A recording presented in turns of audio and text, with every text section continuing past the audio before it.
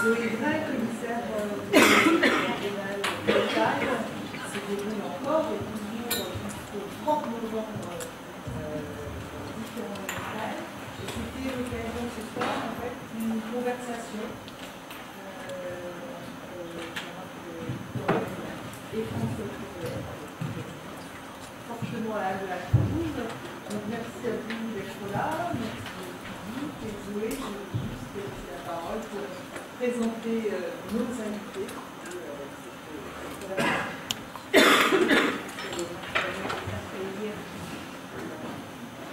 sommes très heureux de travailler avec les collègues. Merci aussi François et Jean-Marc ici. François Cormier, c'est un artiste que j'ai rencontré il n'y a pas très longtemps, mais j'ai suivi le travail depuis longtemps.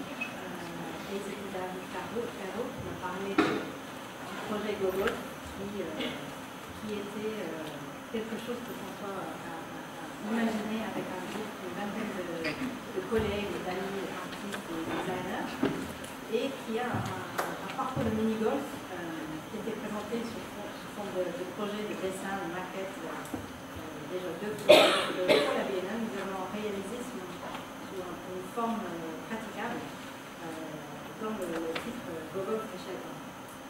Si vous n'êtes pas encore allé, je vous invite à aller faire un parcours mini-golf artistique très original à l'art de la Toulouse. François est un artiste né à Paris, qui maintenant habite entre Bruxelles et Piacé. Récemment, il participe dans une exposition qui vient d'exister à la FRAC 7, qui s'appelle Archipel. Et j'ai beaucoup d'expositions tout le temps, j'ai l'impression. Et l'année dernière, il a eu une grande exposition personnelle à l'Hôpital des Pompiers. On a pu voir vraiment une sorte de mini-rétrospective de ces pièces qui ont toujours un aspect très ludique. Il y a beaucoup d'esprit dedans, beaucoup de wit, souvent des jeux de mots, des jeux de forme, un humour très intelligent dans le travail que j'apprécie beaucoup.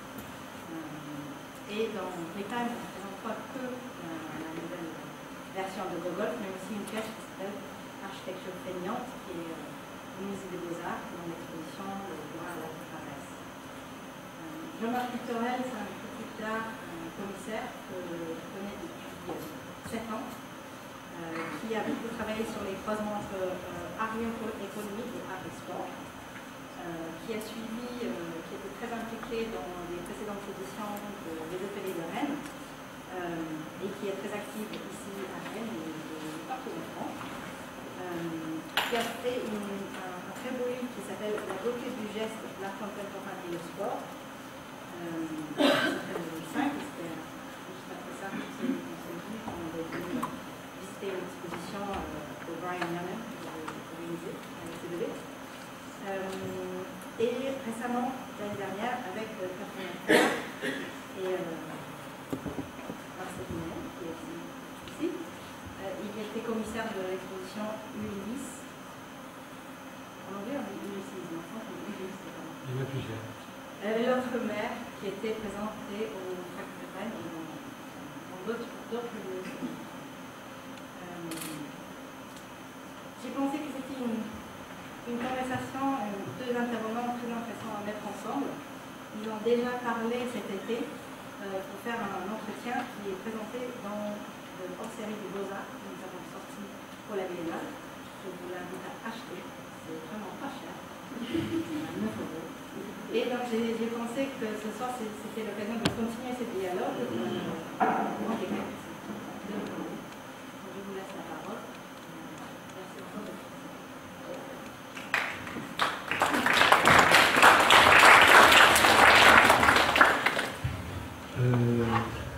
Puisque l'invité principal est quand même François, parce qu'il s'agit de parler d'une œuvre présente principalement de Gogol, mais pas seulement, comme Zoé l'a dit, aussi de l'architecture feignante qui est présentée au Musée des Beaux-Arts, mais peut-être aussi pour élargir un peu à l'ensemble du travail de François Curlet, et puis différentes questions qu'on pourra peut-être aborder dans notre échange, un regard aussi peut-être critique sur son travail, critique j'entends bien sûr au sens constructif du terme. En tout cas, merci à l'école de nous accueillir, merci à Zoé de nous inviter à dialoguer. Moi, je propose juste d'introduire un peu le travail de François, que je connais depuis longtemps. On s'est croisés parfois, mais moi j'ai surtout vu ses expositions et ses pièces, dont effectivement cette très belle exposition il y a un peu plus d'un an, je crois, au Palais de Tokyo, où comme l'a dit Zoé, on avait vraiment l'occasion là de découvrir ou de redécouvrir un travail qui s'étend depuis de nombreuses années et qui n'avait pas, en tout cas à Paris, été montré de manière aussi conséquente que ce qu'on a pu voir au Palais de Tokyo. Enfin moi en tout cas j'en suis sorti très, très nourri et très heureux. Voilà. En particulier, j'avais été assez frappé par un certain nombre de pièces, et je propose peut-être d'introduire un peu notre conversation par cela, un certain nombre comme ça de termes qui me sont venus à l'esprit, des termes fondés ou discutables. C'est ce que François aussi peut-être dira ou corrigera à certains moments. Comme Zoé vous l'a dit, j'ai pas mal regardé le motif sportif dans les œuvres d'art, et en particulier certains signes que l'on pouvait utiliser dans un monde qui n'a pas forcément a priori à voir avec le sport, même si l'art est un sport de combat, comme je l'ai dit par ailleurs. J'avais été frappé dans l'exposition de certaines pièces, en particulier où tu utilisais le logo Nike, en particulier imprimé sur des djellabas. Et peut-être je voudrais qu'on commence comme ça par ce mot détournement. Voilà. Parce que quand on parle de ton travail, très souvent, on emploie ce terme. François Curlet utilise des signes qui n'appartiennent pas forcément au monde de l'art, qu'il recycle. Tu as même parlé, pour employer une métaphore sportive, d'un revers, d'une pratique du revers. Voilà, je voudrais que tu... Revers lifté. Revers lifté, par exemple. Revers lifté ou yoke shuttle. Yoke shuttle, c'est un bouton dans le montage vidéo, cinéma, qui permet d'accélérer les images en avant ou en arrière. Le fait de renvoyer les signes, c'est une manière de yoke shuttler les signes que l'on reçoit en permanence. Enfin, c'est une manière que j'utilise pour expliquer ça, quoi. Et pour le détournement, c'est plus aussi du même registre, quoi. C'est l'usage de quelque chose qui nous est tous quasi permanent. Et la référence au sport, c'est plus un truc sociologique que sportif. Là, je suis en train de lire c'est pas un livre, c'est une BD. J'ai acheté tout à l'heure à la gare, c'est de Riyad Satouf, l'Arabe du futur. Et Riyad Satouf qui est un Rennais. Ah oui? Et qui est un réalisateur aussi. Non. Vous n'entendez rien en fait. Un petit peu. Oui. Et voilà, donc je faisais juste là le looping avec la BD de l'Arabe du futur et la djellaba. Plus que... Ah oui. Ah oui, c'est pas comme à la radio, quoi. Non. Ah ouais. Ok, je vais essayer de pas bouger. Donc je sais pas si je suis un peu confus, mais en même temps si vous n'avez pas entendu avant, c'est pas grave. Donc tu peux recommencer, je crois. Je parlais du détournement en fait, et voilà. On entendait, donc c'est pas la peine qu'on recommence. Et par exemple, le revers avec le logo Nike sur ses vêtements, ça a aussi une fonction critique. Non, c'est une compilation de générations, c'est tout. D'accord. De première vague des migrants en Europe et des enfants qui récupèrent l'image du sport pour se porter, qui en font une codification de mode sociologique et aussi il y a une forme d'atavisme dans l'ampleur et les aplats de couleurs. Bon, ça c'est quelque chose de plus inconscient et de plus délicat à nommer parce que ça pourrait être mal pris de parler de ce d'atavisme dans l'écho des habits. Mais il y a quelque chose quand même comme ça qui, en tout cas pour les ados ou les gens plus jeunes concernés, où je fais explicitement référence avec les djellabas, eux n'ont absolument aucun problème avec ça, ils sont raccord. Par contre, ça peut être un petit peu plus délicat des fois dans la sphère culturelle où on trouve que comment j'indexe les gens. Mais voilà, ça c'est des histoires de distance et de pratique et il peut y avoir de la pudeur parce que des fois ça peut être très délicat ce genre de truc. Mais ayant eu l'expérience de manifestations très jouissives de la part enfin en tout cas d'une communauté de gens d'origine du Maghreb, c'était plutôt reçu comme une attention. Il faut préciser aussi qu'à propos de détournement, il ne s'agit pas uniquement bien sûr de signes sportifs. Tu as pratiqué le détournement sur bien d'autres. Oui, non, mais non, mais en l'occurrence, là c'est des trucs Nike, mais si les mecs ils avaient adopté le costume des Gilles de Binge de Belgique, j'aurais fait ça avec ça, quoi. C'était pas ça. Ou avec je sais pas quel truc, ou si c'était habillé en gondolier vénitien, j'aurais télescopé avec des fringues. Enfin voilà, c'était pas le. Il y a un autre mot qui est un terme beaucoup plus ambigu, qui est d'ailleurs un terme un peu problématique en général s'agissant de l'art, c'est la notion d'humour. Alors très souvent, s'agissant du travail de François, ce mot est venu, pas forcément de lui, mais des commentaires, des commentateurs, parfois aussi du public, ce mot humour qui est un peu ambigu, un peu compliqué. Tu as dit quelque part que en fait, c'était pas forcément intentionnel cette notion d'humour, que tu le faisais pas exprès. Je voudrais que tu parles un peu de ça, de cette dimension qu'on peut attribuer à ton travail. Disons que la dimension. Alors, il y a sans doute une part de trait de psychologique. Peut-être qu'il y a une nature un peu humoristique qui. Ça me dépasse. Il faudrait demander à ma mère. Mais sinon, il y a aussi une forme, c'est une forme de pudeur.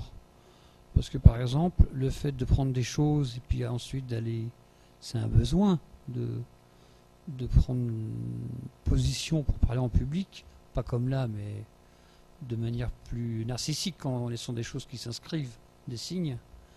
Et il faut l'assumer. Il y a une forme de grossièreté qu'il faut assumer et c'est nécessaire. Et il faut passer au-delà et quand on voit que c'est reçu, ça excuse un peu le truc. On est content. Et l'humour, c'est une forme de pudeur par rapport à ça. C'est une manière c'est une forme de pudeur et c'est lié sans doute au caractère. Mais ça aide à faire passer cette forme de prise de parole où personne nous a sonné les cloches pour aller se mettre en avant. Donc, et multiplier son nom propre pour qu'on vienne voir ce qu'on fait. Donc voilà, je pense qu'il y a quelque chose comme ça. Tu avais parlé aussi à un moment de trait poétique. Ça pouvait fonctionner comme un trait poétique, cette tonalité. Oui, il y a une forme de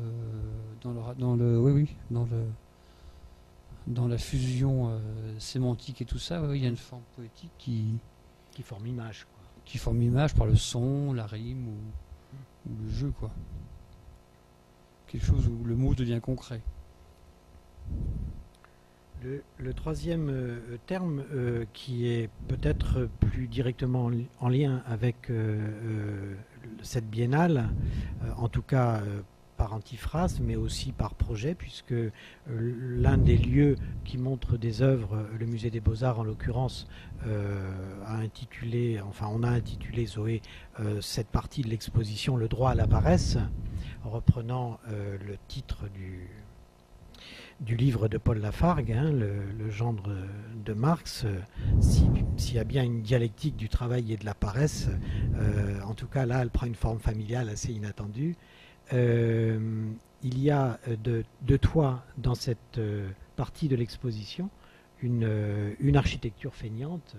Je ne sais pas si c'est en lien avec la paresse, en tout cas c'est raccord avec le thème, ça c'est certain, mais c'est peut-être aussi en lien avec une idée du travail, peut-être. Une idée de la construction, parce que en général tout ce qui est bâti, l'architecture, il y a un rapport au labeur et à la punition qui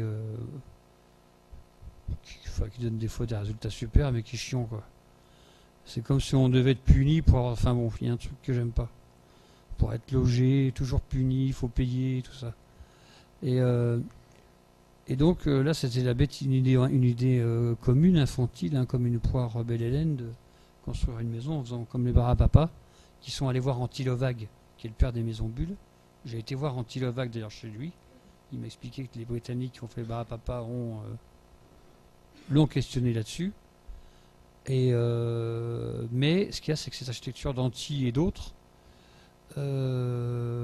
c'est une architecture qui est cool dans la forme, mais au niveau de la construction, c'est un boulot de dingue, avec des armatures et tout ça. Et moi, j'avais envie que ce soit facile, mais pas que dans la forme, mais aussi dans la réalisation. Et donc, j'ai travaillé avec un architecte, Jean-Marc Paco, qui fait partie de Golf, qui a fait les pavillons, et il a trouvé un laboratoire de béton, des chimistes, enfin des ingénieurs en béton, qui avaient commencé à mettre au point un béton cellulaire en fibre qui pouvait se passer de structure. Et donc finalement cette idée enfantine plutôt, parce qu'infantile ça fait un peu tard, mais cette idée simple et poétique commençait à prendre forme, mais au travers d'un aspect technologique très précis et avec des moyens. Donc on a reçu des aides du Centre de recherche industrielle et tout ça, vraiment pour développer une partie du laboratoire sur ce béton pour faire cette maison. Et donc c'est un peu une usine à gaz, c'est un truc assez compliqué.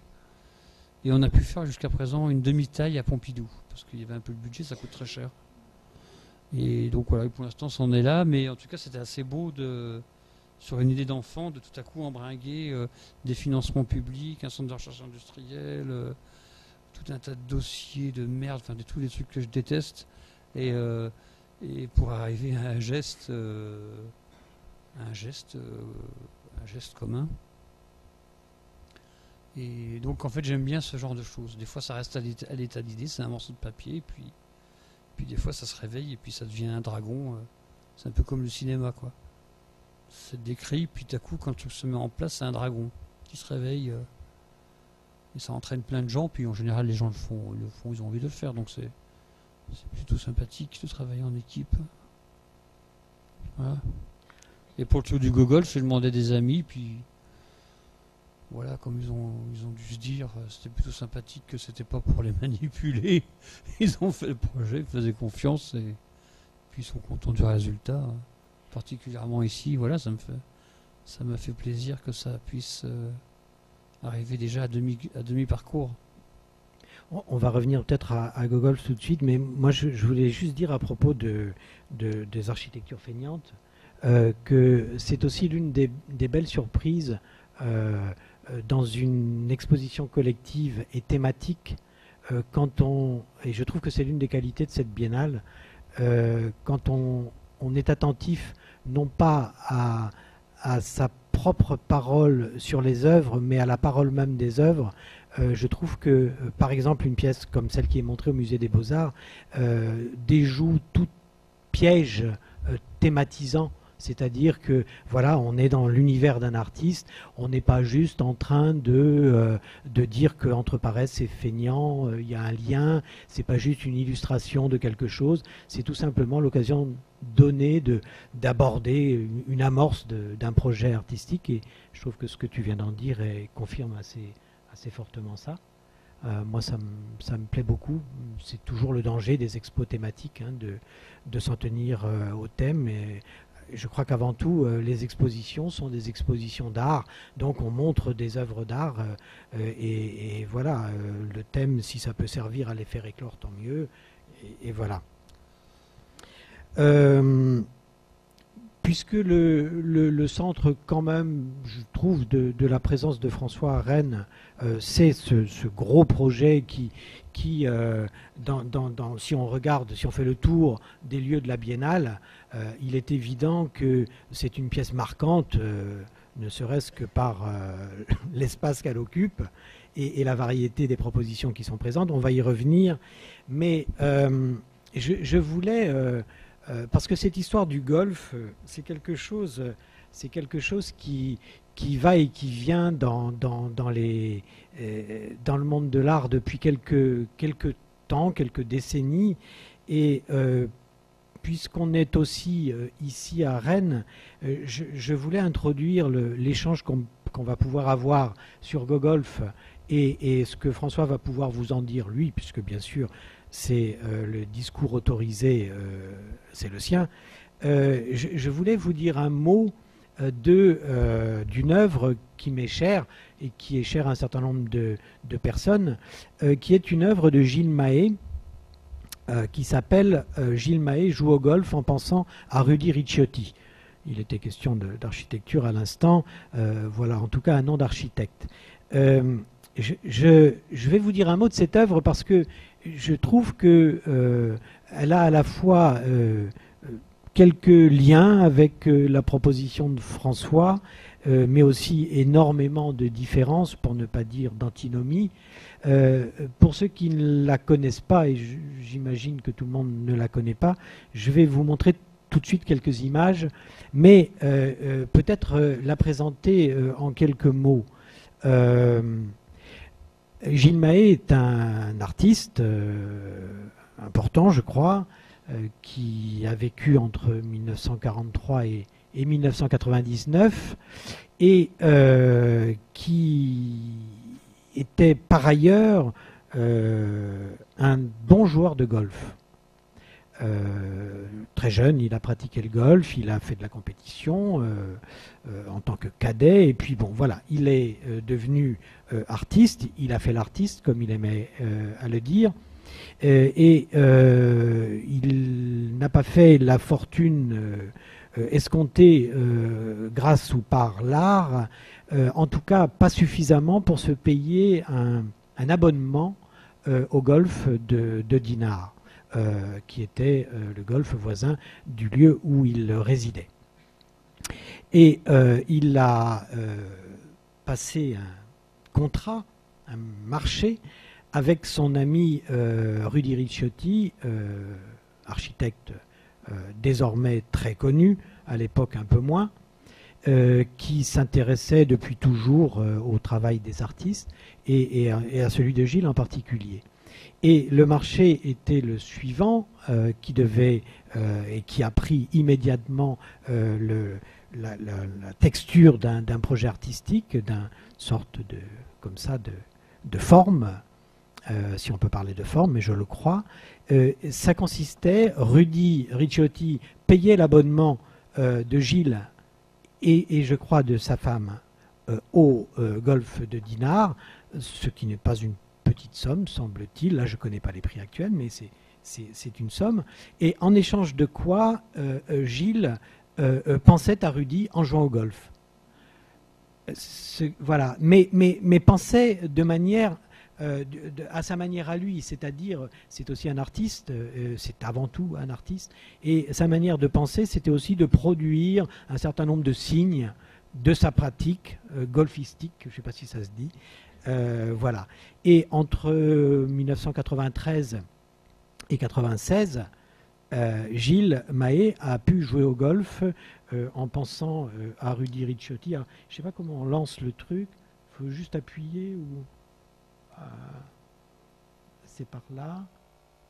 Voilà.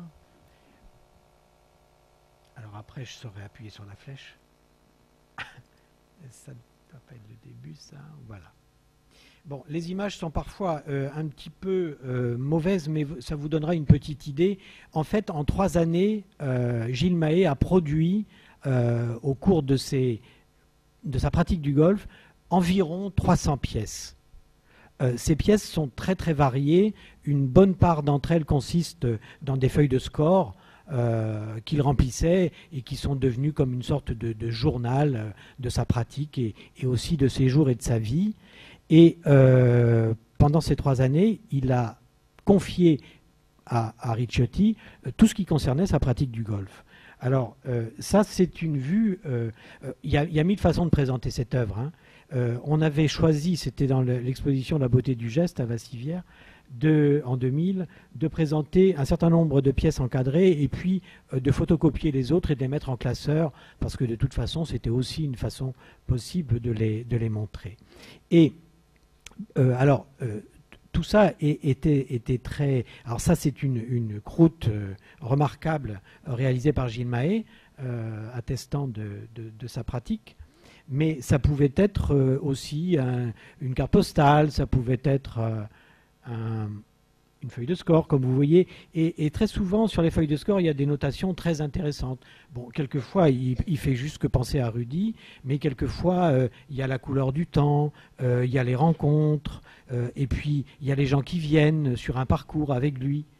Par exemple, puisque vous avez bien compris que derrière ça, il y a aussi... qu'est-ce qu'une œuvre d'art? Qu'est-ce que c'est que ce que produit un artiste?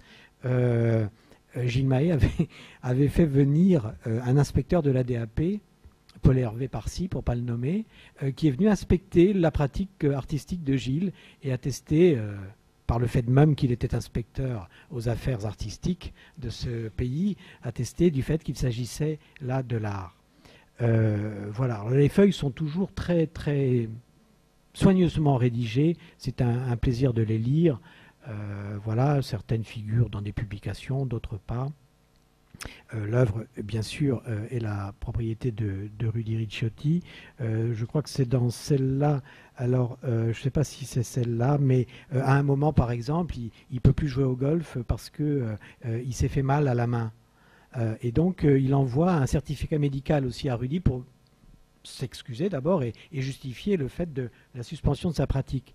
Et il est allé même plus loin. Il a demandé, par exemple, à Yves Trémorin, qui pratique la photographie, comme chacun sait, et qui est présent là, salut, de photographier la main blessée de Gilles. Alors là, c'est bon, vous voyez, c'est avec chacun des spots où il pense à Rudy Ricciotti. Alors il y a peut-être 2 fois la même. Hein. Ça, c'est un fax, ça fait aussi partie de l'œuvre qui, quand je faisais cette première enquête sur l'art et le sport, Gilles m'avait envoyé un fax. À l'époque, on faisait des fax, qui est assez drôle et qui raconte un peu tout ce projet. Voilà autre chose, c'est peut-être ça où il est question du certificat médical. Voilà, une coupure de presse de Gilles jeune ayant gagné je ne sais quel prix de golf. Une série de tis avec cette phrase définitive dont vous apprécierez la profondeur. Un trou noir, c'est troublant. Voilà, ce qu'on appelle des produits dérivés. Et puis voilà, pardon Yves, hein, pour la reproduction approximative de ton œuvre, mais voilà la main de Gilles où on voit bien que l'index est effectivement enflé et est la preuve d'une incapacité à pratiquer le golf pendant quelques jours. Voilà. Donc ces petites choses, ces objets, ces crayons, ces dessins, etc. Aussi des œuvres de ses amis, donc la main de Yves, cette peinture de Jean-Philippe Lemay qui représente aussi un green de tennis, etc. Tout ça, pendant 3 ans, a produit cette chose énorme qui s'appelle Gilles Mahé joue au golf en pensant à Rudy Ricciotti. Et tout ça, je ne sais pas pourquoi je vous raconte ça. Mais j'avais envie de parler de ça avant qu'on parle avec François. Et puis d'ailleurs, à propos de la paresse, Gilles Mahé qui aimait les bonnes blagues, même un peu éculées parfois, avait coutume de dire, quand on lui demandait ce qu'il faisait dans la vie, il disait « j'ai pris la suite de mon père ». Et quand on lui demandait ce que faisait son père, il répondait « rien ». Et voilà, c'est une manière un peu d'introduire un motif, en tout cas, pour une pièce qui, encore une fois, peut-être a quelque chose à voir dans le sens où François Curlet, comme Gilles Mahé, si j'ai compris, conçoivent l'art, entre autres choses, comme aussi une manière de rencontre avec d'autres gens, avec d'autres pratiques, avec d'autres manières de faire. Gogolf en est une preuve, je trouve. Gilles n'a pas figuré dans l'histoire officielle de l'art relationnel et je le déplore pour des raisons qui conviendraient d'approfondir. Mais je crois vraiment que c'est un point marquant de cette histoire de l'art de ces 20-30 dernières années. Voilà, petit hommage en passant à notre cher disparu. Et pour revenir à notre cher présent, François Curlet, pour parler de Gogolf. Peut-être pour faire le journaliste Bébête, comment est né ce projet? Alors,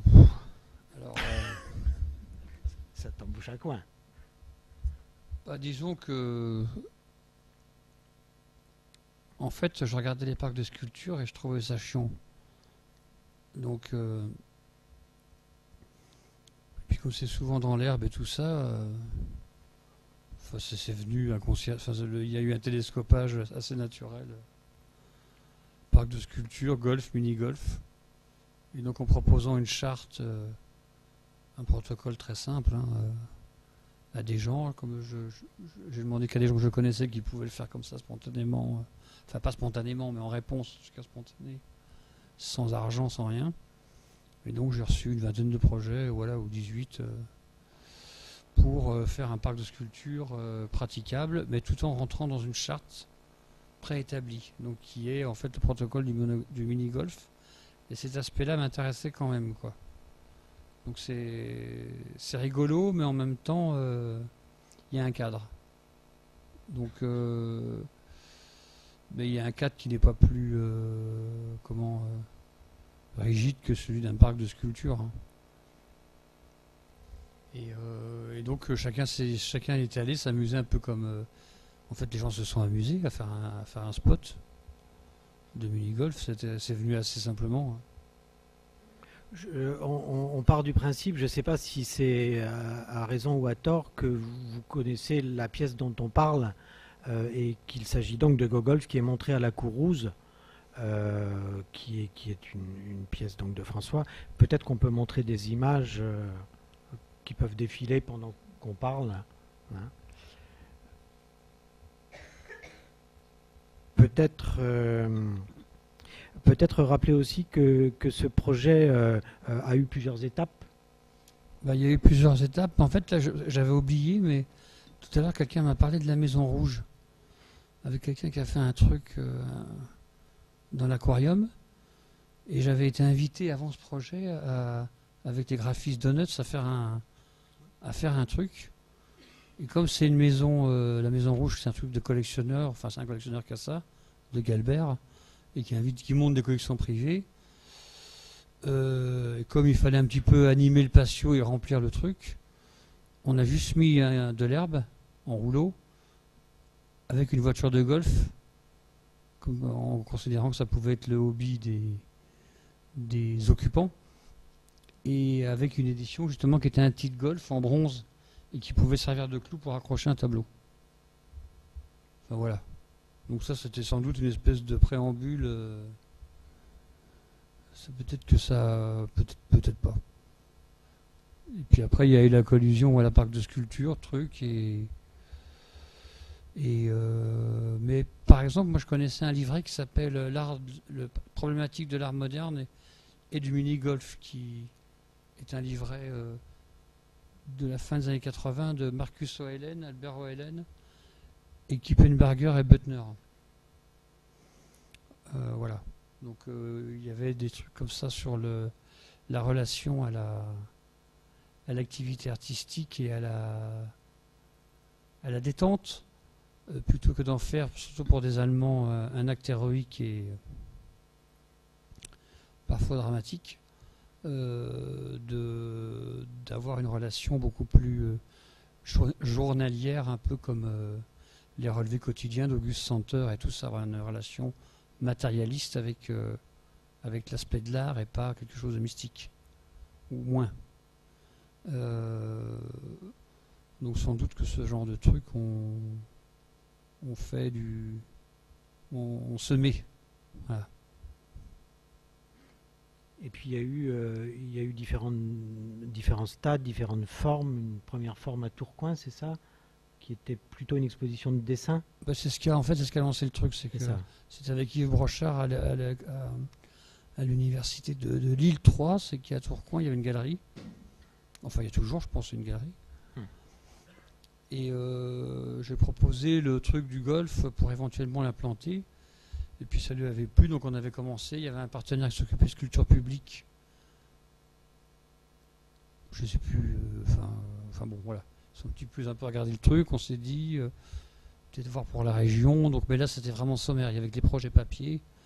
Il y a un spot qui a été fait, celui de Scanlan, enfin Donnell-Woolford, en bois, et une ou deux maquettes, et voilà, ça a lancé. Et puis à Lille, ça n'a pas rebondi.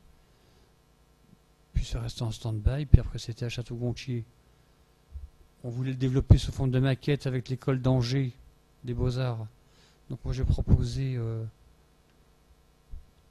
que les étudiants bossent avec des artistes, enfin ceux qui avaient envie, quoi, du projet, pour faire des maquettes, les assister, et se mêler concrètement des trucs. Et puis en fait, les profs, il y a eu un veto, ils n'ont pas voulu. Donc ils ont demandé s'ils pouvaient utiliser le projet. Ils ont fait toutes leurs UV, l'école d'Angers, sur le thème du mini-golf, ce qui est pas il n'y a pas de souci, évidemment. Et en fait, j'avais un rendez-vous à l'école, j'y suis avec Bertrand de la Chapelle, et je pensais discuter un peu avec les étudiants pour voir ceux qui avaient envie de travailler avec un tel, voilà, pour développer des trucs. Et puis en fait, niet. Et en fait, je me suis retrouvé à devoir checker tous les projets des étudiants, les UV qui étaient faits sur base de mini-golf. Et je leur avais dit, mais s'il y en a des biens, on peut peut-être les montrer, pas dans l'expo, mais à côté. Et donc à la fin de l'année, donc déjà le jour même j'étais surpris, à la fin de l'année, en fait aucune maquette n'a été faite, donc on a un peu improvisé avec Bertrand pour pousser un peu le projet. Il y a un peu des fragments à la chapelle, là ce qu'on voit, mais il n'y avait pas de maquette. Et donc après, évidemment, il y avait plusieurs qui avaient fait leur spot plus ou moins à l'échelon et qui voulaient l'exposer. Mais comme il n'y a pas eu de maquette, donc j'ai refusé évidemment. Et donc je suis passé pour un super salaud à l'école. Et donc comme quoi le golf, c'est pas gagné, quoi. Ça peut créer des quiproquos. Ça a l'air paisible. Oui, ça a l'air paisible, mais enfin, je trouve ça marrant de raconter ça dans une école, quoi. En fait, on voit des choses là, quand même, qui ont pris forme après ici, à la Courrouze. Des formes de. Enfin, celle-là, par exemple. Oui, bah la Courrouze, il y a. Celle-là. On est tous super surpris et contents, voilà, quoi. Voilà. Oui, il y a Joe Scanlan. Voilà, c'est ça. Ça, c'était fait déjà à Tourcoing. Voilà. C'est celle qui a suivi les 3 étapes. Voilà, puis sinon, il y avait quelques fragments. Il y avait Svengel avec des maquettes. Voilà, on a essayé de faire au mieux, de faire un green, de faire un truc synthétique. Voilà. Et puis après, voilà, ça a dormi, puis ça s'est réveillé là, à Rennes, avec David et Zoé. Et puis, ça a pris une échelle. Quand je suis arrivé en septembre pour checker les Pro Tools, j'en revenais pas. Donc, et c'est ça, c'est toujours le truc d'idée de ce que je parlais tout à l'heure, des idées comme ça, des projets qui sont sur papier ou quasi ou sur maquette, mais où ça peut engendrer vraiment du travail à contrario du droit à la paresse. Et quand ça se réveille, c'est assez amusant. Parce que ce qui est amusant, c'est qu'il y a des dimensions oniriques qui restent. Comme l'architecture feignante, ou le truc du golf, ou le jeu. C'est des petites parcelles comme ça oniriques, mais dans un protocole, dans une partition plutôt, voilà. Et le côté partition est pas mal parce qu'il y a un semblant de sérieux, ça fait adulte. Donc j'aime bien ces mélanges de faire un peu l'adulte, et puis après... d'être dans quelque chose qui n'est pas forcément maîtrisable. Et c'est ce que tu avais envisagé de faire, c'est-à-dire de réaliser ces 18 spots à échelle 1. Ah, le but, c'est d'en faire un parc... Enfin, le but. L'idée, c'était d'en faire un parc de sculpture. Dans l'espace réel. Voilà. Et donc, en accord avec les artistes, en ne mettant aucune galerie pour éviter les embrouilles de plus-value et tout ça, parce que les gens n'ont pas les mêmes CV et la même code, comme on dit sur le marché. Et donc ça me plaisait bien. Il y avait une dimension coopérative qui s'introduisait là-dedans qui me plaît. Et les artistes ont tous joué le jeu, il n'y a pas de beans avec ça. Juste pour le spot qui a été fait sur le terrain à Piacé de Huyghe en béton, parce qu'on ne pouvait pas le faire dans le hall et c'était compliqué. Et comme ça s'inscrivait dans un autre parcours, mais en offshore, ils voulaient que ce soit paumé, donc là... Il a été servi, c'est paumé. Et donc là, juste, on a mis collection d'artistes. Enfin, de toute façon, on s'en fout, quoi. Mais pour éviter d'avoir les galeries sur le grappin, quoi, parce que comme ça chauffe un peu pour lui, on peut avoir vite des problèmes quand ça coûte du fric, quoi. Donc là, ça vaut le prix du béton, c'est pas mal. Peut-être juste dire un mot de Piacé, si tu veux, parce que pour être paumé, comme tu dis, c'est paumé, mais c'est quand même pas n'importe où. Ah non, c'est pas n'importe où, non. C'est quelque chose qui est très connu pour les architectes, déjà, voilà, par rapport à Le Corbusier, qui est venu faire un projet de ferme radieuse. Donc, c'est pour ça que j'ai dit à Pierre, écoute, il avait déjà montré son film sur Corbu dans le projet de Piacé le Radieux. Je l'avais demandé, donc je lui dis là, béton, Corbu, machin, c'est pas mal. En plus, moi, je commençais mes travaux dans ma grange, donc au bout du terrain, je lui dis le timing est bon, on peut y arriver. Donc ça a été fait en 3 jours, quoi, voilà. Puis il est très content. Donc s'ils sont contents, voilà, ça fait plaisir. Puis à Piacé, ils sont tout contents, donc ça s'appelait voilà, Piacé et c'est devenu Piacé le Radieux. C'est Piacé le Radieux, le nom que Le Corbusier a donné au village pour faire son projet de la ferme radieuse, sous l'impulsion de Norbert Bézard, un paysan syndicaliste qui, après avoir vu l'Expo universelle à Paris, a demandé à Corbu de s'occuper des paysans et de leurs conditions de vie, du logement et de la production. Donc de s'occuper de la source, en fait, de ce qui alimentait les urbains. Et donc une amitié est née pendant 30 ans, et puis un ami, Nicolas Hérisson, et son frère, qui sont d'origine de là, du village, en tout cas leurs parents, le père et le grand-père, etc., a racheté le moulin, il a déterré le truc, parce que lui, il vient des arts appliqués, donc il a une sensibilité avec l'art, l'archi et le design. Des arts déco, il vient, donc il est très pote avec pas mal de designers qu'on connaît, dont les 2 frères bretons, qui n'ont pas encore leur prénom sur les bols, Erwan et Ronan, et etc. Donc ils ont fait la scéno, par exemple, pour les céramiques du paysan, qui a invité Corbu. Enfin voilà, il y a tout un tas de choses qui se passent comme ça, c'est naturellement. Beaucoup à l'huile de coude avec c'est des cow-boys, quoi, là-bas. Hein. Mais c'est des gentils cow-boys. Et puis moi, je suis de passage, donc j'amène un peu la pollution, les contacts. Je plante des petites jacks et puis je fais venir des bestiaux qui font des trucs. Et puis c'est sympa, quoi. Moi, de toute façon, je ne sais pas planter un clou, donc...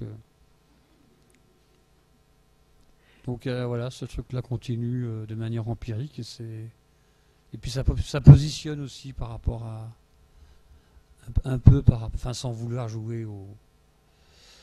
Sans vouloir faire la Sainte Vierge, mais bon, ça positionne par rapport à des tendances des fois un petit peu brutales du marché, où les choses sont centralisées et surexcitées, quoi. Donc ça permet de faire venir, de déplacer des gens qui peuvent, justement, il n'y a pas de jugement ni de morale, il faut tout traverser, c'est là où c'est le plus amusant, mais aussi de passer par des bleds comme ça, avec le cantonnier, voilà, c'est pas mal de mélanger les niveaux d'une flexibilité sociale, c'est ce qui ramène un peu à la Fargue. Et ce spot de Pierre Huyghe est en train, comme tu le disais tout à l'heure, de prendre la couleur du temps et de la ruine, en fait. Enfin, de la ruine, non, c'est du béton, dire. ça va pas bouger tout de suite. Il va être envahi. Non, mais il y a que le sien, en fait, qui est son terrain, qui est un peu en friche. Et donc, l'idée, c'est que les gens le voient de l'autre côté du terrain, donc il est sur un parcours de biacé. C'est pour ça aussi qu'il est là, parce que s'il était que planqué chez moi, bon, ça n'a pas beaucoup d'intérêt. Et en fait, il le voit de l'autre côté du Bief, qui est sur le parcours. Le Bief, c'est un bout de rivière qui amène l'eau au moulin, où il y a c'est la base de Piacé-le-Radieux. Et sur ce parcours où les gens se baladent, le public, parce qu'il y a des œuvres pérennes dans le village, est indiqué le spot de Huyghe. Et donc, il le voit un peu dans les herbes comme un crocodile qui dort aux eaux. Enfin, c'était, voilà, je proposais ça à Pierre, il est content. Et puis donc le côté vestige, c'est plutôt comme un vestige d'un mini-golf. Pas spécialement le spot. C'est ça. Et pour revenir un peu au golf qui nous est présenté à Rennes, qui est impressionnant, hein, vous l'avez vu là en image, mais l'espace est très grand. Tu as pu t'y déployer d'une certaine manière, avec ses contraintes, j'imagine. Il y a, je ne les ai pas comptés, mais c'est 18. Il y a bien 18 propositions à Rennes. Ou 20 peut-être. Ouais, il y en a un peu plus, je crois, parce Voilà. qu'il y a Rehberger qui a répondu après l'expo pendant l'expo de Tourcoing. Donc, enfin bon, c'est bien qu'il ait fait un projet, mais comme voilà, il y en avait un en plus. Et cette idée de faire l'idée de concevoir un mini-golf, j'allais dire réel, à ceci près que les spots sont conçus par des artistes, donc qui pouvait se situer dans l'espace public, enfin voilà. Il est présenté dans un lieu d'exposition, ça devient quand même un peu plus une sculpture du coup, ou pas? Celui de Huyghe ? Non, celui-là, Golf à Rennes, l'ensemble. Ton projet, tu le dis toujours, ça consistait à concevoir un mini-golf réel, fait par des artistes. Ouais. Et là, il n'est pas dans un espace habituel au mini-golf, il est dans un espace d'exposition, donc il prend un autre statut peut-être. Bon, c'est un mini-golf dans une expo d'art contemporain, c'est tout, quoi. Oui, c'est ça. Mais il est déguisé, c'est un agent secret, quoi. Oui, c'est ça. C'est un comme camouflé. c'est un mini-golf avec un agent secret avec un costume d'artiste. Donc c'est comme ça qu'il a pu rentrer, sinon il ne serait jamais rentré. Le videur, le physio, il ne l'aurait jamais laissé rentrer. Mais là, il fallait qu'il se camoufle. Là, comme il a un costume de 18 artistes, il est rentré, quoi. Et après je veux dire, après l'exposition. Après, ils vont tout jeter à la poubelle, sauf ceux qui ont envie de récupérer leur spot pour faire du commerce. Il y a quelques spots qui s'y prêtent, hein. Bon, ils font ce qu'ils veulent, hein. Il n'y a pas de fatwa anti-galerie, enfin post-Gogolf, quoi. Mais et l'intérêt, oui, ce serait de trouver le truc que je m'étais dit de manière. Bon, c'est un peu utopique parce que c'est de l'argent en même temps. Enfin bref, l'argent, moi j'y comprends rien, donc. Mais je comprends rien, mais en même temps, on sait que la valeur est bizarre dans l'art, quoi. Il y a un truc étrange. Donc, je me dis, s'il y a un mec qui a la jugeote, si on estime, par exemple, la production en payant des honoraires aux artistes, des honoraires modestes mais corrects, avec la production et l'achat d'un terrain, ou un terrain qu'un mec a, et qu'on sur 1000 mètres carrés, on fait ce mini-golf, ça coûte 500 000 euros. Si le mec, pour 500 000 euros, il a 18 sculptures,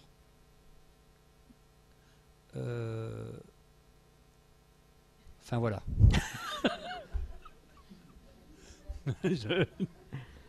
C'est pas mal. Je ne veux pas faire de détails et je ne vais pas comment sortir les tatouages des oreilles des golfeurs.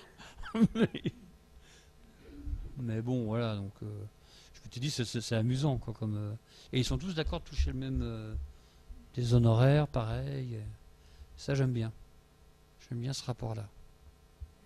Et toutes les œuvres peuvent résister à l'extérieur, pas toutes là. Ah bah non, là, c'est des protos, c'est pour Voilà. la halle. Bah, si la halle, elle accepte de donner la travée à Gogol, on laisse les protos. Bah oui.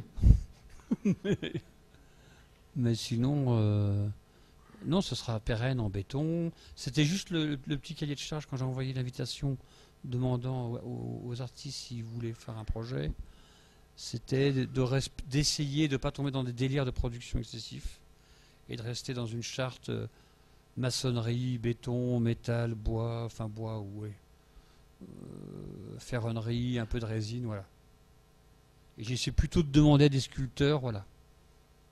C'est pas, j'aurais pu demander à plein d'autres, mais bon, j'ai demandé à ceux que je connaissais bien, qui étaient sculpteurs, enfin où ça pouvait, voilà. Mais ça va, il n'y en a pas qui m'ont, personne m'a fait de reproches, ceux qui sont dedans ou pas dedans. Et ton rôle là-dedans, tu l'as considéré comme un rôle de casting, de metteur en scène, de... Non, le casting, non, Pas du tout. Non, j'ai fait ça vraiment... Avec les gens que tu connais. Oui, ceux que je connaissais, avec qui je pouvais... Ray Berger, je le connais à peine, je l'ai vu qu'une fois, il était complètement bourré, donc... il était occupé à draguer la femme d'un collectionneur, donc... c'est l'image que j'ai de Ray Berger, quoi. Mais il l'a fait, donc c'est sympa, quoi. Bah bon, on a la même galerie, donc des fois, les agents, hein, les agents secrets, ça joue. Mais et les autres, non, c'est des gens que je connais, voilà. Et puis, bon, ils savent que, voilà, ce qui est sympa, c'est qu'ils me font confiance pour. Je veux pas utiliser le truc pour me tirer, enfin pour. Je sais pas quoi, je vais pas les manipuler. Je fais ça, ouais, j'essaie de faire ça de manière équitable. Et comment quand tu te promènes dans l'exposition là, maintenant que tout est là,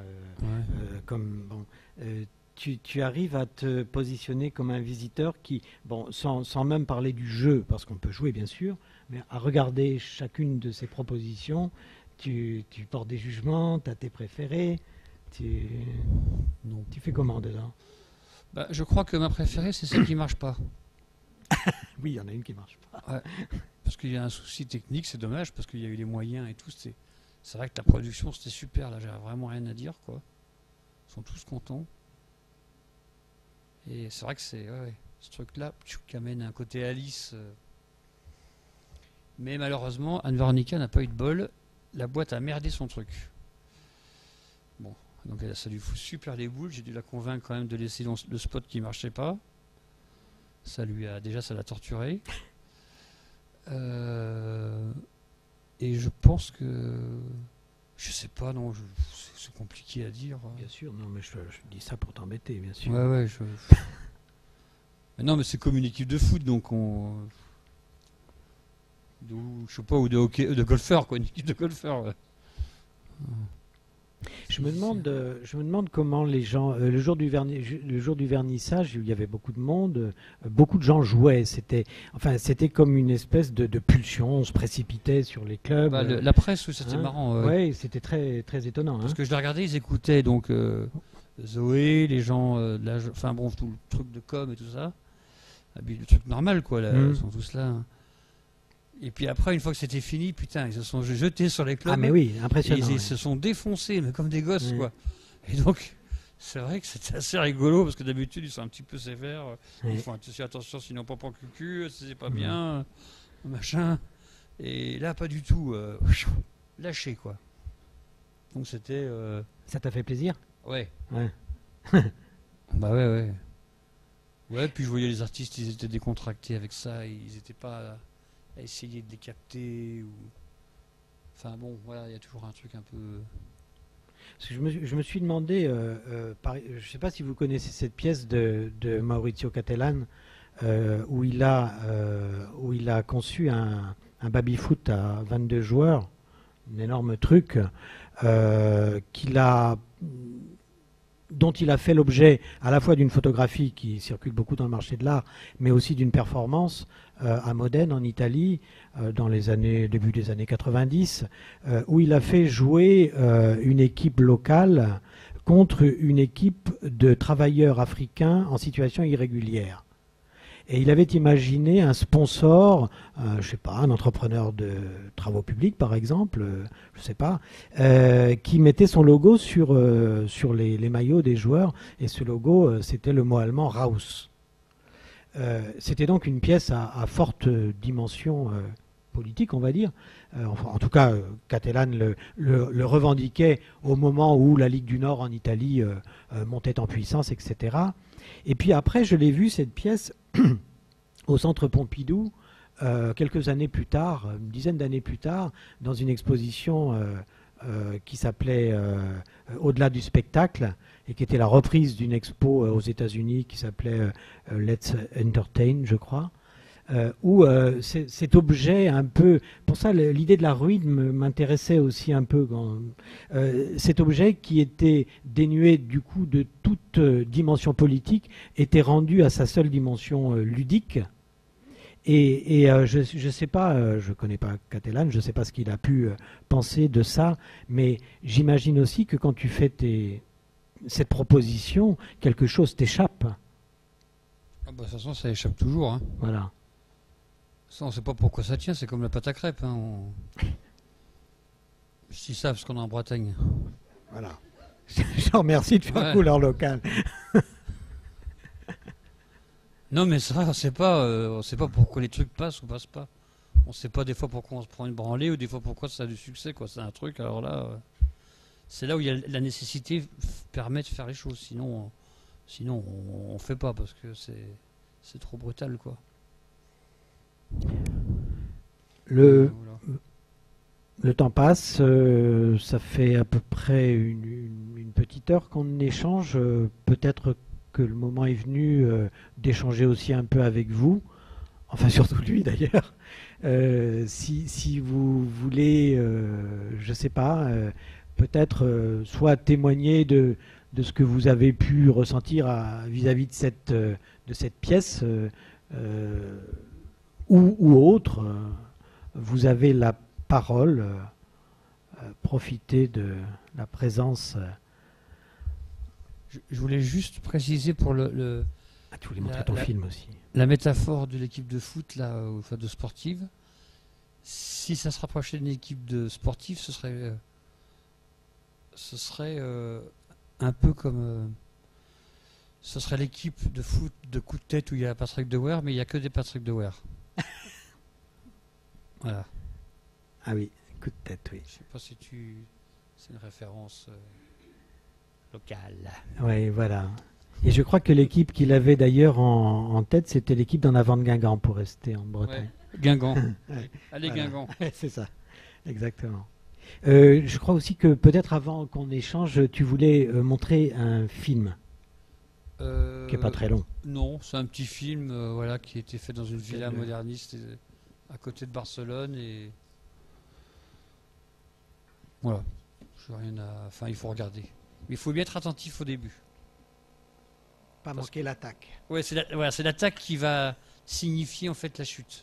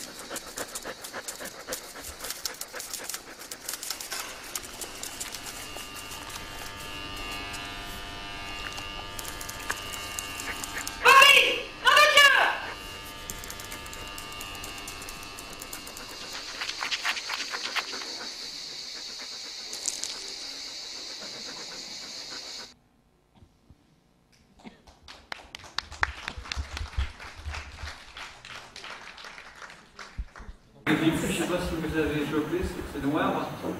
On entend la vaisselle qui se clash. Et donc le chien, il va chercher le bruit. Et quand il tombe dessus, ils se font engueuler. Ouais. Allez, bien bon.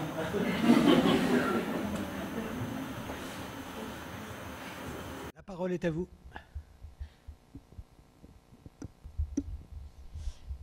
J'avais une question pour toi par rapport au temps, parce que quand tu sais le titre de l'expo, c'est Playtime. On a beaucoup parlé du jeu, on n'a pas beaucoup parlé du temps. Tu l'as évoqué un peu tout à l'heure quand tu parlais des dragons, mais ce que je trouve intéressant dans les deux projets que je présente, c'est que ce sont vraiment des projets à longue haleine. Ce sont des maquettes ou des choses qui ont été maquettes et maintenant sont des sortes de prototypes. Et, pour toi, est-ce que ça c'est une façon récurrente dans ton travail? C'est souvent comme ça que tu fonctionnes ou... Non, on ne fait pas exprès. Non. Ben non, parce que des fois, les idées, elles demandent des mises en œuvre complexes et il faut soulever des rouages. C'est comme ça se rapproche du ciné, quoi. C'est un truc qui me plaît beaucoup, que j'ai découvert il y a quelques années. Et il faut soulever... voilà. Non, il n'y a pas de... C'est pas... Pas stratégique. Non, c'est des idées empoisonnées. Voilà. Mais Il y a plein de cinéastes, ils adoreraient faire des collages. Hein. Ils n'en peuvent plus, quoi. D'attendre des subsides, des télés, ils meurent, quoi. Donc, dans ta pratique, tu as plusieurs... Les architectes aussi, c'est l'enfer, quoi. Tu as plusieurs temporalités parallèles, d'une certaine façon. Bah, j'ai la chance de pouvoir faire des trucs avec peu de moyens et immédiats, ça calme un peu, parce que si tu ne fais qu'attendre... je sais pas, 150 000 euros pour financer le labo de béton ou 2 millions d'euros pour financer un film, ou 500 000, ça dépend des longueurs et tout ça, c'est compliqué. Puis c'est des dragons en sommeil. Mais quand ça se réveille, ça chie, quoi. Et c'est pas mal. Ça, on a l'impression que ça met en vie, quoi. Mais en même temps, c'est bien aussi l'autre côté, comme ça, un petit peu... travail du mercredi. Enfin, je déconne parce que des fois, il y a quand même souvent des artisans et tout. Il y a une délégation, il y a un peu de moyens, mais c'est plus léger. Et c'est vrai que ça, c'est le grand avantage des artistes en art plastique. Enfin, de pouvoir avoir des résultats sans rentrer dans une chaîne de décision collégiale infernale, quoi. Après, il faut le montrer. Ça, c'est un autre truc. Ça, je sais pas comment ça se passe, c'est un peu bizarre, mais c'est moins compliqué qu'un distributeur de cinéma. C'est plus des circuits courts. C'est des circuits courts, mais c'est pas mal, quoi. Enfin, voilà, comme c'est une école d'art, j'essaye de diffuser un message positif.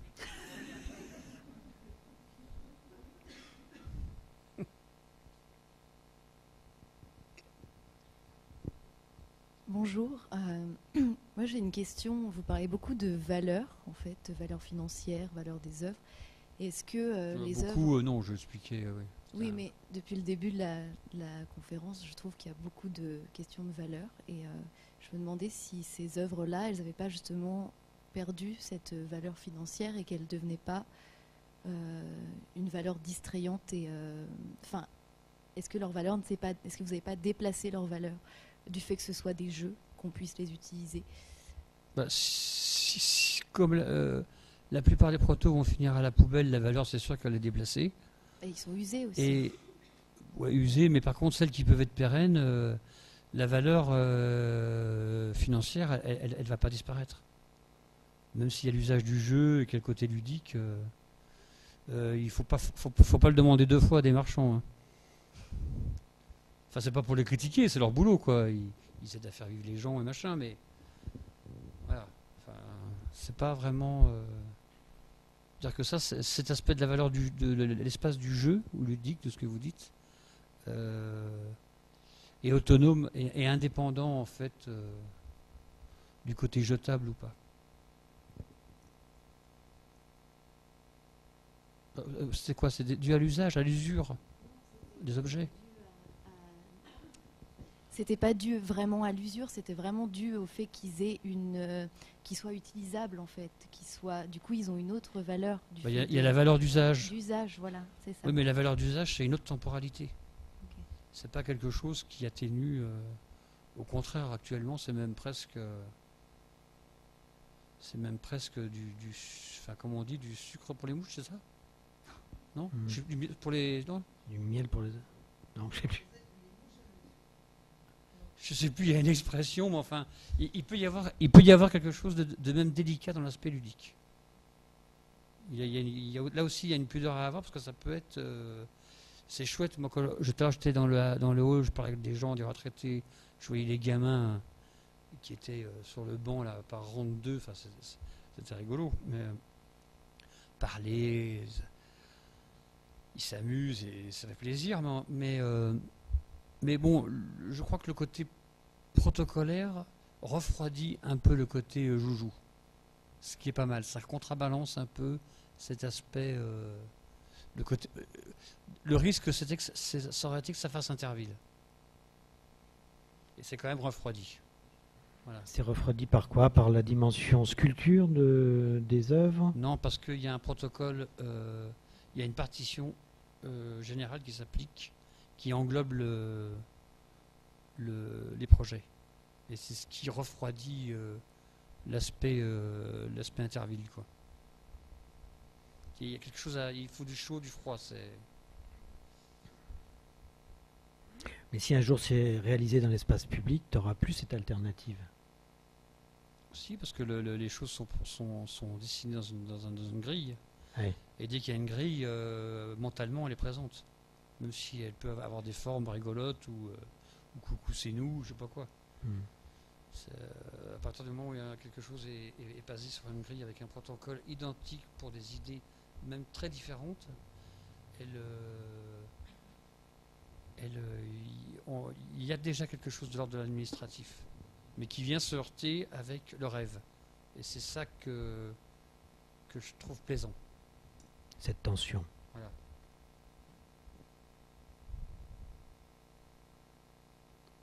J'ai aucune façon pour le truc administratif, je sais pas remplir des papiers, hein, mais c'est juste le fait d'avoir un petit peu le sentiment d'utiliser le langage de la société et de le placer ailleurs. Bon, je sais pas si j'ai répondu, pardon.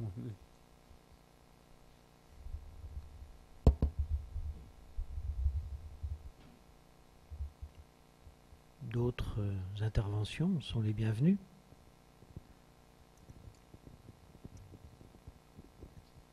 Bonjour.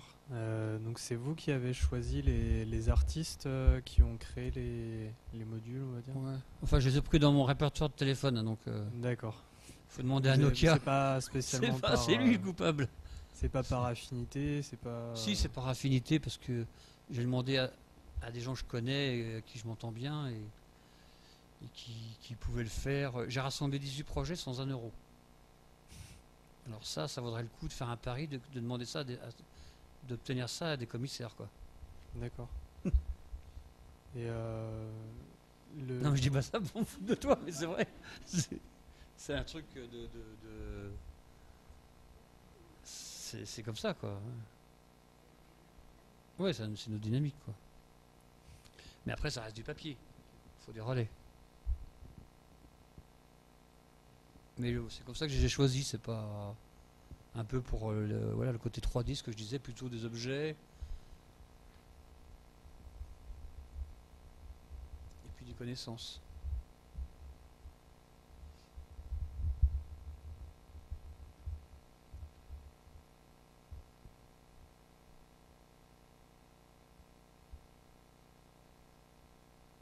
Une petite pour la route?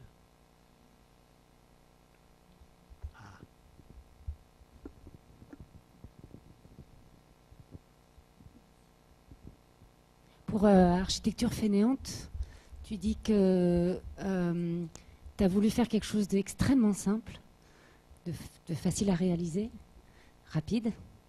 Et finalement, ce projet est devenu une complexité incroyable. scientifique. Qu'est-ce que tu en retires finalement comme regard là-dessus? C'est la collusion dont je parlais entre partition et grille structurelle et rêve, ou geste simple, enfantin, quoi. Et parce que finalement, finalement ça va avoir une réalité simple, non? Ah ben j'ai déjà fait une demi, mais après ce qu'il y a, c'est qu'il faut des sous. Parce que le labo, il paye pas. Après, ça, c'est la problématique de la production. Mais en soi, quand on coulait le proto demi à Pompidou, il y avait, oui, les maçons, c'était 3 chimistes avec des balances et des fioles, quoi. Et avec 2-3 personnes qui aidaient, qui coulaient les seaux. Et encore, je crois que c'était que des gens du labo. Qui s'appelle Arcaia. Donc c'est des gens, c'est des chercheurs, quoi. Ils étaient contents de couler leur truc à Pompidou, hein, donc. Et tu avais déjà précédemment travaillé avec des chercheurs? Non. Et alors? Avec des artisans, le cinéma, le film, ingénieurs, des acteurs, mais des chercheurs, non. Enfin, des ingénieurs, pour être plus exact. J'ai essayé de travailler avec des chercheurs au CNRS à Paris, parce que je voulais développer, enfin je m'égare un peu, pardon, mais je voulais développer un truc avec les nanoparticules, il y a une dizaine d'années. Et je voulais qu'elles puissent donc les manipuler, les dessiner, enfin en tout cas mettre du motif dessus, et qu'elles se propagent. Et donc de propager quelque chose qu'on ne voit pas, mais qui se balade. Et en fait, les chercheurs m'ont expliqué que ça correspondait exactement à ce qui va être la plus grande problématique de la nanotechnologie, c'est la dispersion des particules et le non-contrôle. Donc pour eux, il était hors de question de participer à un truc de propagation incontrôlée. Même si c'était inoffensif, évidemment, mais voilà. Donc j'ai pas, voilà, ça a failli, mais les ingénieurs de béton, c'était pas mal. Bah, ça se fait, il y a pas mal de trucs transversaux, les gens sont... Parce qu'il y a, c'est que la science, le truc va tellement... Ah si, j'ai participé à un colloque sur le...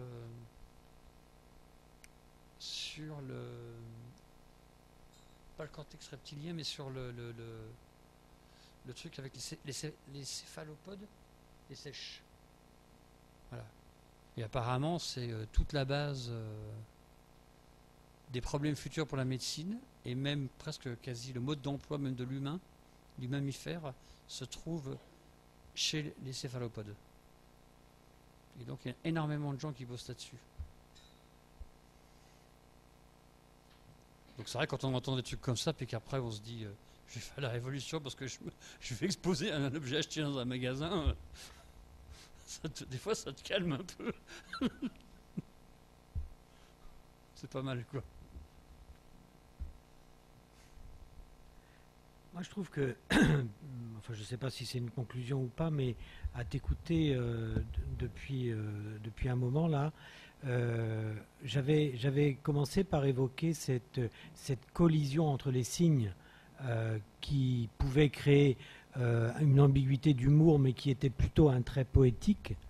Et je trouve que ce que tu dis aussi de la collision entre le rêve et l'institution, par exemple, c'est aussi producteur d'images.